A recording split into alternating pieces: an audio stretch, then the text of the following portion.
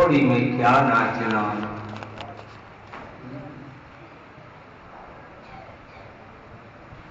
एक नट ने नटड़ी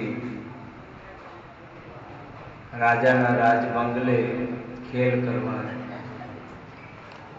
राजाए कह્યું કે ખેલ કરવાનો પણ હું રાજી થાઉં ત્યારે આવું। राजा क्यारे विजय शू खबर पड़ी। मालदेव ढोलकी बजावे અને નાયિકા નાચે। નાચતા નાચતા રાત્રિના 2 વાગ્યા પછી નાયિકાએ પોતાના પતિ સામે જોયું।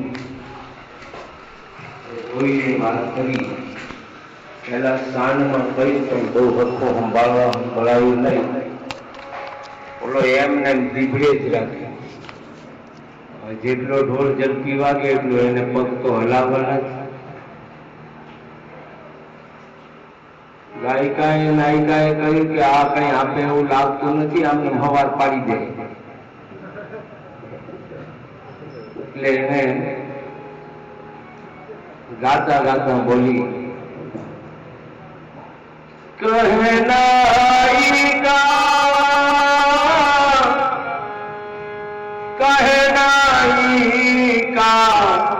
सुन माल दे तू मधुर गान बजाए। सुन माल दे तो मधुरा गान बजाए। नायिकाए કહ્યું કે હવે ધીમે ધીમે વગાડ આ નથી દેવો એવું લાગતું। રીજો અત્યાર સુધીમાં બાકી ન રાખ્યું। નાયક હોશિયાર હતા। એને કહ્યું કઈ વાંધો નહીં। એને કહ્યું, એને ગાતા ગાતા સંભળાવ્યું, કહે માલ દે, કહે માલ દે सुन तू नायिका। कहे माल दे सुन तू नायिका।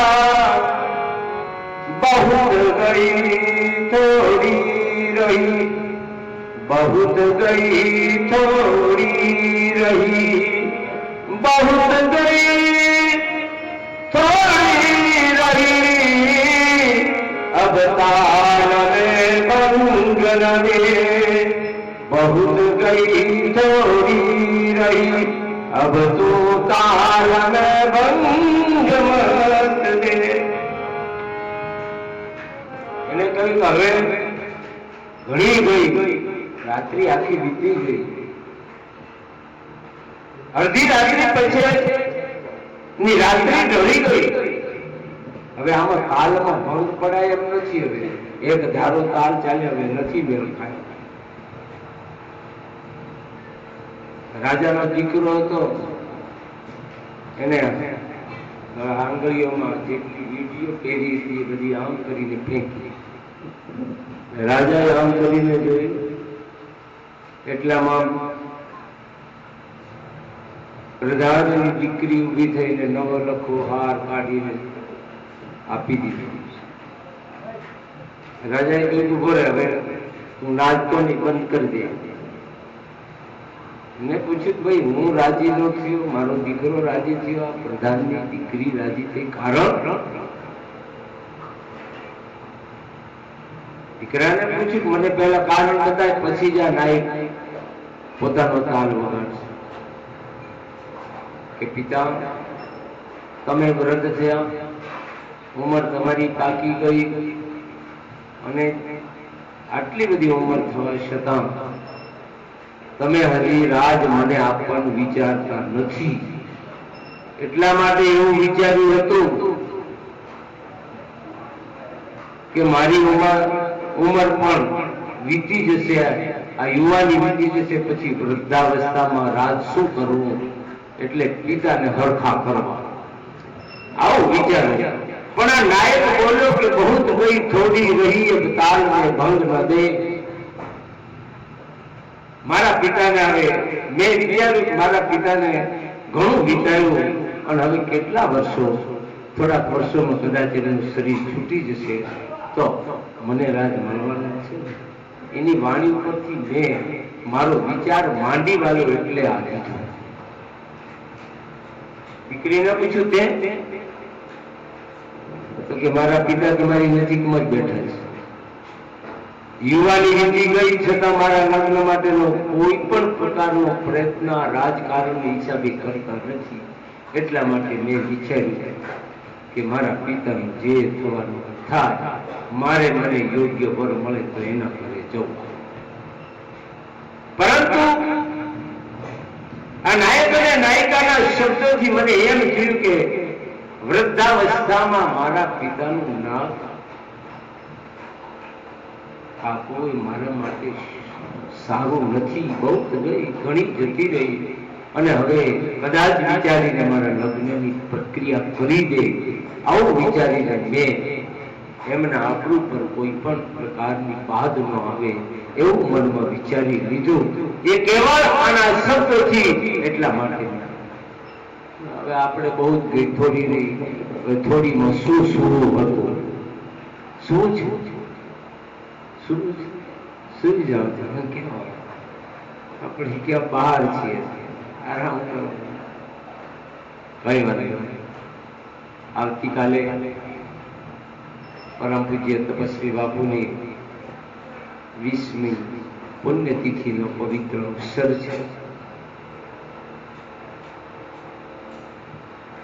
શું મહાપુરુષોની એવી કૃપા હોય સિદ્ધ પુરુષો સિદ્ધ હોય અલૌકિક એમની છાયા હોય જગતના જીવોનું કલ્યાણ કરવા માટે થઈને આવા સિદ્ધ પુરુષો પવિત્ર પુરુષો આ જગતમાં આપતા હોય છે। તમારા અમારા જેવા જ્ઞાની જીવોને માર્ગ આપવા માટે આવો દૈવી આત્મા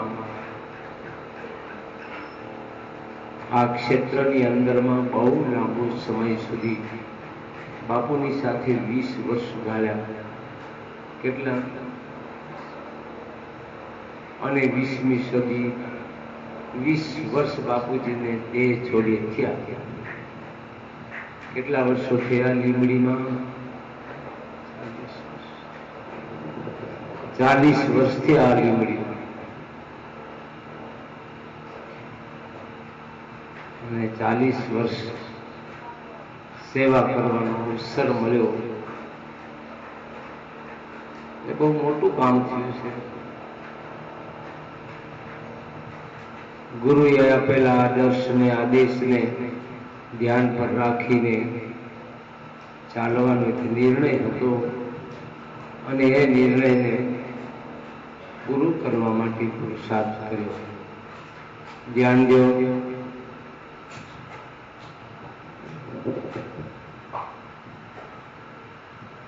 તપસ્વી બાપુને મનમાં એમ થયું કે હવે કોઈ ઠેકાણે જવું નહીં। સપનો આદર્શ કેવો એ મારે તમને કેવો છે। સુરત રહ્યા અને પછી એમને અનુકૂળ ન પડે એવું વાતાવરણ ઊભું થયું એટલે સુરતમાં આ મહાપુરુષો વચનના કેટલા બધા પ્રબળ હોય। સુરત છોડતા પહેલા એમણે નિશ્ચય કર્યો કે હવે આખી જિંદગી પર્યંત સુરત કદી આવું નહીં। સુરત ન ગયા, સુરત ગયા પછી નિર્ણય કર્યો કે આશ્રમ છોડીને ક્યાંય ન જવું। 30 વર્ષ સુધી આશ્રમ છોડીને ક્યાંય ગાય ભલી એમનું ભણું ભલું એમનાથી ગાયની સેવા થતી સેવાનો આદર્શ ભલો એમ જીવન પૂરું કર્યું। મહાપુરુષોને જિંદગીનો કોઈક આદર્શ હોય છે। તમને અને અમને કદાચ આપણી જિંદગીનો કેવો આદર્શ કરવો એનો નિર્ણય ન થતો હોય, પણ મહાપુરુષો એની એક રેખા દોરી દેતા હોય કે અમારે જીવન કેમ જીવવું. અને એવા પુરુષની છાયામાં બાપુની સાથે સમયગાળો એ અગ્નિમાં બેસવા જેવું હતું. આ તમને કહું, બાપુની સાથે રહેવું અને અગ્નિમાં બેસવું બે હતું. એટલો તાપ હતો. કોઈ પણ મહાત્મા હાથ છે ઘડિયાળ બાંધીને આવ્યો, કપડા છે